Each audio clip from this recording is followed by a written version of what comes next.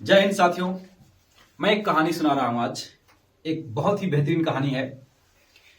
एक बार एक बच्चा था, बहुत छोटा था और अपने पापा के साथ वो पिकनिक पर घूमने जाता है। और जब घूमने जाता है तो एक पहाड़ी वाले इलाके पे चले जाते हैं उसके पापा और वो बच्चा। उसके पापा बैठ कर के खाना खा रहे होते हैं और वह बच्चा जो है पहाड़ों पर चढ़ने लगता है। और काफी दूर तक जब चढ़ता है तो पहाड़ पर से वो अचानक गिर जाता है। जब वह नीचे गिरता है तो बच्चा तेजी से चिल्लाता है, बचाओ बचाओ। तो जैसे वो चिल्लाता है तो उसकी आवाज पहाड़ों में लड़कर उस तक वापस आती है, बचाओ बचाओ। बच्चा छोटा है, वो समझ नहीं पाता है कि मेरे अलावा यहां कौन और समस्या में है। मैं चिल्ला रहा हूं बचाओ तो और कौन चिल्ला रहा है कि बचाओ।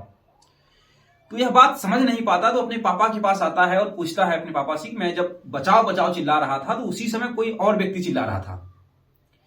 उसके पापा कहते हैं कि ऐसा नहीं है, सिर्फ तुम ही चिल्ला रहे थे। तो उसके पापा कहते हैं कि एक बार फिर चिल्लाओ कि मैं कायर हूं।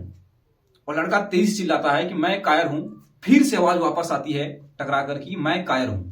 फिर उसके पिताजी कहते हैं कि फिर चिल्लाओ, मैं बहादुर हूं, मैं साहसी हूं, मैं विजेता हूं। फिर यही सारी आवाजें फिर रिपीट होकर आती है, मैं बहादुर हूं, मैं विजेता हूं, मैं साहसी हूं।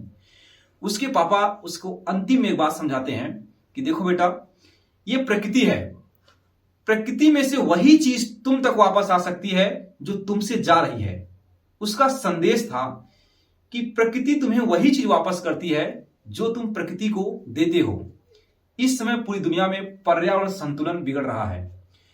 जो जहर हम तक पहुंच रहा है पर्यावरण प्रदूषण के नाम पर, वह प्रदूषण हमारे द्वारा ही भेजा गया है पर्यावरण में। इस कहानी का अंतिम शीर्षक यह था।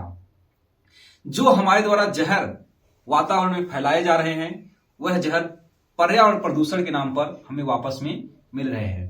कहानी का अंतिम निष्कर्ष यही था। धन्यवाद।